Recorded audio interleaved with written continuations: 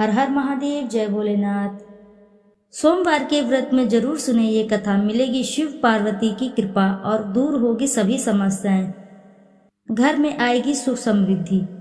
सोमवार का दिन शंकर भगवान को समर्पित होता है। आज के दिन भक्त भोलेनाथ को प्रसन्न करने के लिए विशेष पूजा अर्चना करते हैं। तो आइए अब जानते हैं सोमवार की व्रत कथा के बारे में। एक समय की बात है, किसी नगर में एक साहूकार रहता था। उसके घर में धन की कोई कमी न थी, लेकिन उसकी कोई संतान नहीं थी। इस कारण वह बहुत दुखी था। पुत्र प्राप्ति के लिए वह प्रत्येक सोमवार व्रत रखता और पूरी श्रद्धा के अनुसार शिव मंदिर में जाकर भगवान के शिव जी को और पार्वती जी की पूजा करता था।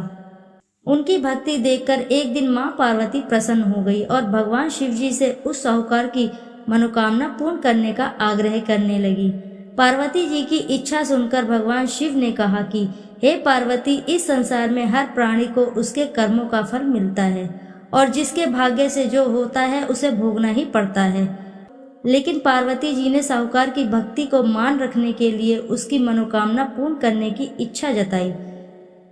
माता पार्वती के आग्रह पर शिव जी ने साहूकार को पुत्र प्राप्ति का वरदान दे दिया, लेकिन साथ ही यह भी कहा कि उसके बालक की आयु केवल 12 वर्ष की ही होगी। माता पार्वती और भगवान शिव जी की बातचीत को साहूकार सुन रहा था। उसे ना तो इस बात की खुशी थी और ना ही दुख हुआ। वह पहले की भांति शिव जी की पूजा करता रहा। कुछ समय के बाद साहूकार के घर एक पुत्र का जन्म हुआ। जब वह बालक 11 वर्ष का हुआ तो उसे पढ़ने के लिए काशी भेज दिया गया। साहूकार ने पुत्र के मामा को बुलाकर उसे सारा धन दिया और कहा कि इस बालक को तुम काशी विद्या के लिए लेके चले जाओ और मार्ग में यज्ञ कराना। जहाँ भी यज्ञ कराओ वहाँ पर ब्राह्मणों को भोजन कराते हुए और दक्षिणा देते हुए जाना। दोनों मामा भांजे इसी तरह यज्ञ कराते हुए ब्राह्मणों को दान दक्षिणा देते हुए काशी की ओर चल पड़े। रात में एक नगर पड़ा जहाँ के नगर के राजा की कन्या का विवाह था, लेकिन जिस राजकुमार से उसका विवाह होने वाला था वह एक आंख का काना था। राजकुमार के पिता ने पुत्र को काना होने की बात छुपाने के लिए एक चाल सोची। साहूकार के पुत्र को देखकर उसके मन में एक विचार आया। उसने सोचा, क्यों ना इस लड़के को दूल्हा बनाकर राजकुमारी से विवाह करा दूं। विवाह के बाद इसको धन देकर विदा कर दूंगा और राजकुमारी को अपने घर ले जाऊंगा। लड़के को दूल्हे के वस्त्र पहनाकर राजकुमारी से विवाह करा दिया गया, लेकिन साहूकार का पुत्र ईमानदार था। उसे यह बात न्याय संगत नहीं लगी। उसने अवसर पाकर राजकुमारी की चुन्नी के पल्ले पर लिख दिया कि तुम्हारा विवाह मेरे साथ हुआ है, लेकिन जिस राजकुमार के संग तुम्हें भेजा जाएगा वह एक आंख से काना है। मैं तो काशी पढ़ने जा रहा हूँ। जब राजकुमार ने चुन्नी पर लिखी बात पढ़ी तो उसने अपने माता पिता को यह बात बताई। राजा ने अपनी पुत्री को विदा नहीं किया, जिससे बारात वापस लौटकर चली गई। दूसरी ओर साहूकार लड़का और उसका मामा काशी पहुंचे और वहां जाकर उन्होंने यज्ञ किया। जिस दिन लड़के की आयु 12 साल की हो गई उसी दिन यज्ञ रखा गया। लड़के ने अपने मामा से कहा कि मेरी तबीयत कुछ ठीक नहीं लग रही है। मामा ने कहा कि तुम अंदर जाकर सो जाओ। शिव जी के वरदान अनुसार कुछ ही देर में उस बालक के प्राण निकल गए। मृत भांजे को देख उसके मामा ने विलाप शुरू किया। संयोगवश उसी समय शिवजी और माता पार्वती उधर से जा रहे थे।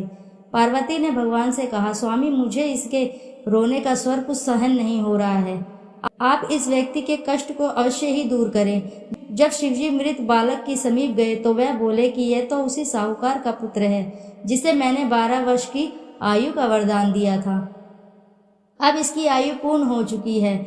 लेकिन मातृ भाव से विभोर माता पार्वती ने कहा कि हे महादेव, आप इस बालक को और आयु देने की कृपा करें, अन्यथा इसके वियोग में इसके माता पिता भी तड़प तड़प कर मर जाएंगे।